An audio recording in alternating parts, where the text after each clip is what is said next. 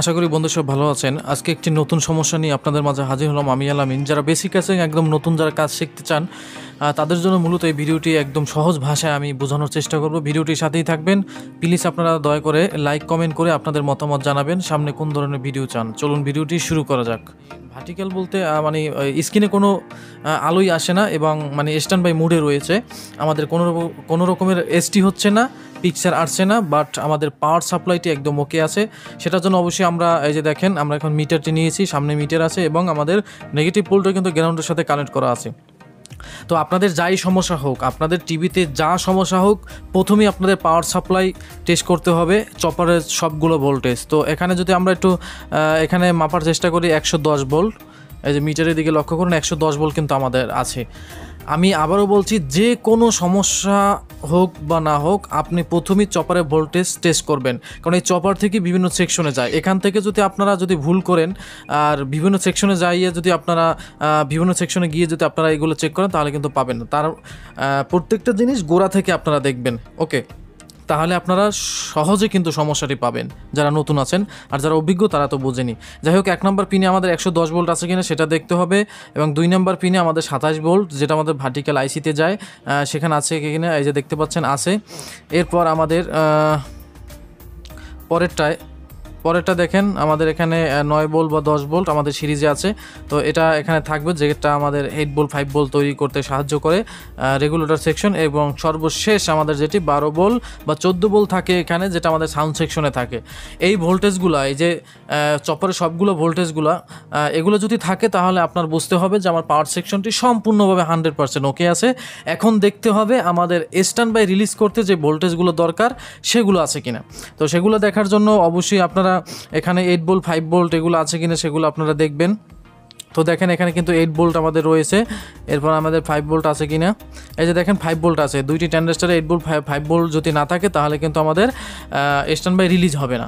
এগুলো ভোল্টেজ দেখলামই, এখন আমাদের রেজিস্ট্যান্সের উপরে চলে গেছে কিনা। তো চপারের ভোল্টেজ অবশ্যই আপনারা দেখে নেবেন। এরপর আমাদের ফ্লাইব্যাকের দিকে যেতে হবে, যেখানে আমাদের এসটি সাপ্লাই কিছু ভোল্টেজ আছে সেগুলো চেক করতে হবে। তো ওপারে আমরা দেখতে পাচ্ছি, এই যে দেখেন 105 ভোল্ট বা 10 ভোল্ট এখানটা থাকে, সিরিজ আছে, সেই জন্য ভোল্টেজ একটু কম।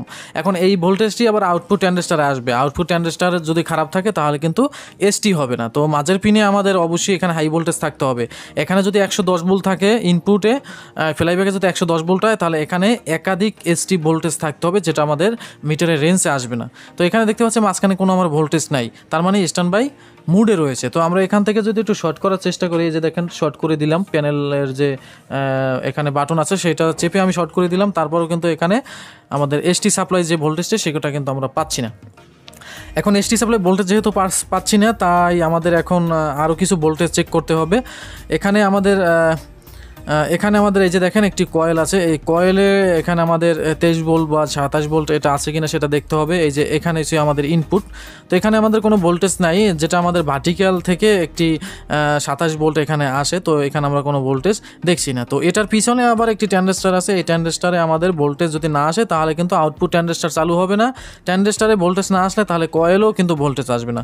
তো এই ভোল্টেজটা আসে আমাদের ভার্টিক্যাল সেকশন থেকে। তো ভার্টিক্যালের এখানে 2 নম্বর চপার থেকে আমাদের এই ভোল্টেজটা আসে। তো আমরা যদি একটু লক্ষ্য করার চেষ্টা করি, এই যে দেখেন এই যে এখানে এই ভোল্টেজটা থাকবে, এই যে দেখুন 22 ভোল্ট বা 23 ভোল্ট।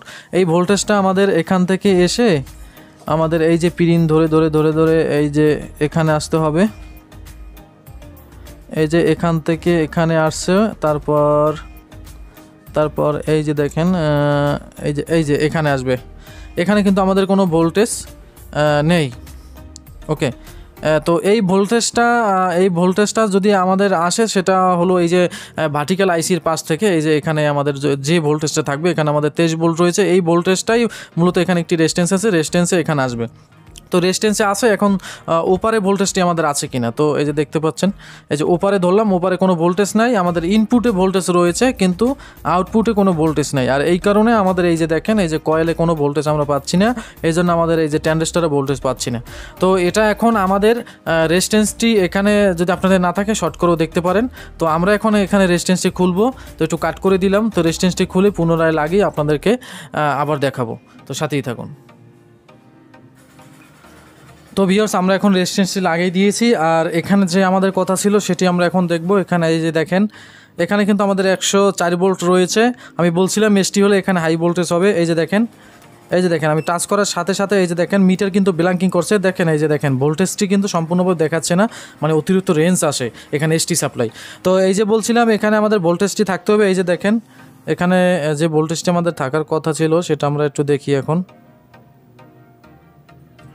তো আমার এটি সিরিজে, তাই একটু সমস্যা হচ্ছে। তো আমার এটা সিরিজে ছিল, সিরিজে দেওয়ার কারণে একটু সমস্যা হচ্ছে। তো আমরা ডাইরেক্ট দিয়েছি, এখন আমরা পুনরায় দেখতেছি।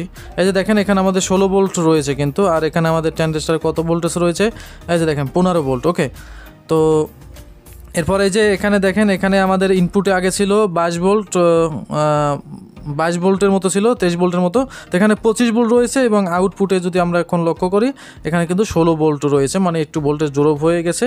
তো এই এখন আমাদের দেখতে পাচ্ছেন যে এখানে আমাদের এসটি হচ্ছে, আর কোনো সমস্যা নেই। আমরা এখন স্ক্রিনে চলে যাব। তো স্ক্রিনে আসার পর এই যে দেখেন আমাদের ডিসপ্লেটি কিন্তু ফুল আসছে।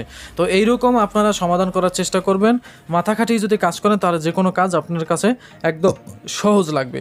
ওকে, তো আজকে এই পর্যন্ত দেখা হবে নতুন ভিডিওতে। ততক্ষণ ভালো থাকেন। আর আসছে আবার পাওয়ার সেকশন সমস্যা নিয়ে, অবশ্যই আমার চ্যানেলটি সাবস্ক্রাইব করে বেল আইকন অন করে রাখুন, এবং একটি লাইক কমেন্ট করে আপনাদের মতামত জানান। ধন্যবাদ।